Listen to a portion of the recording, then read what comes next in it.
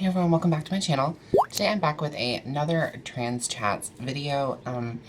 This is a kind of series that I wanted to work on my channel. There are two other parts in the series which I will link up here in the iCards for you guys to check out.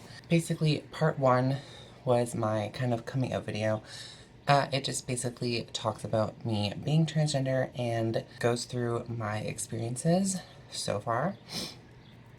And part two is me answering awkward questions that I get asked ridiculously often. And today episode, I guess, is based on online dating. That's the topic for today. So without further ado, let's just get right into the video. Basically everybody uses online dating now, and I know a lot of people who have had a lot of luck using online dating. In my experience as a trans woman, online dating is really not a good way to meet anybody. So I was in a relationship and that ended around June, July, August, I think. And I went back onto online dating. I was online dating in my teenage years without any luck. But yeah, I decided to try online dating again. So I've been using different dating websites since about October. It's been a whirlwind. So a lot of the questions in my awkward questions video I get asked on a regular basis when I'm looking online. I've pretty much been on every single dating site, and basically they're all kind of the same. Let me just start with the disclosure issue. I generally write on my profile that I am transgender. I am just kind of open and upfront with it because that's my choice. I don't really think that it's anyone's business if I'm just having a conversation with them. But if I ever felt that I was interested in the person, and I always let the person know before I actually meet them face to face, just kind of to cover my own ass. And, you know, like, my safety is my #1 priority when I'm online dating, and I don't want to jeopardize that in any way. So I'm very upfront about me being transgender, and I usually have it written in my profile. I basically have ran into 3 different kinds of guys on dating apps, typically. Yes, this is completely generalizing groups of people, but this is just kind of the reactions that I get.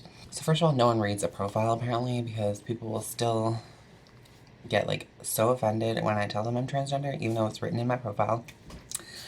But the 3 kinds of guys that I typically run into, the first one is the guy who has a kind of fetish for trans women. They often will say the best of both worlds. They're basically just interested in me because they now know that I'm trans, which is a total turnoff for me. The second guy is a guy who's like, you know, he's trying to be nice, and he's like, oh, well, we could be friends, but I would never, ever date a trans person.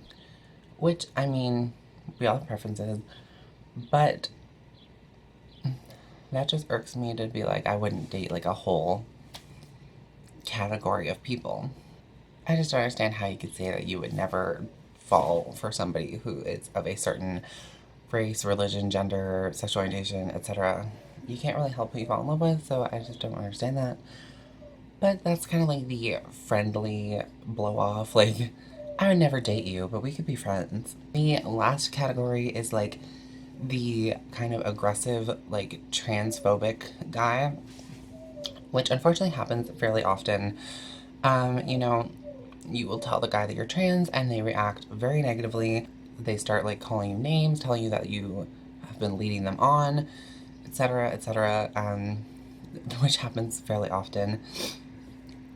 And that's just kind of the gist of the typical kinds of guys that I run into on dating apps. Obviously, there are some guys that are, you know, don't fit into these categories. I have chatted with a couple of people on dating sites, but those are like the typical 3 tiers of people that I run into on dating apps, and it doesn't matter which app, it's like they're all there.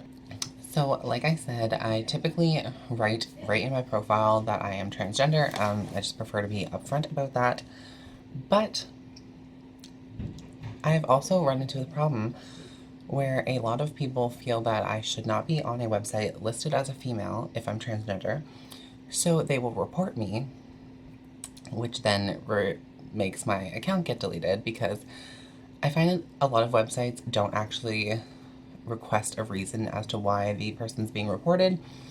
They're just kind of reported, and if you're reported enough times, then your account gets deleted. So this has happened to me on Plenty of Fish so many times.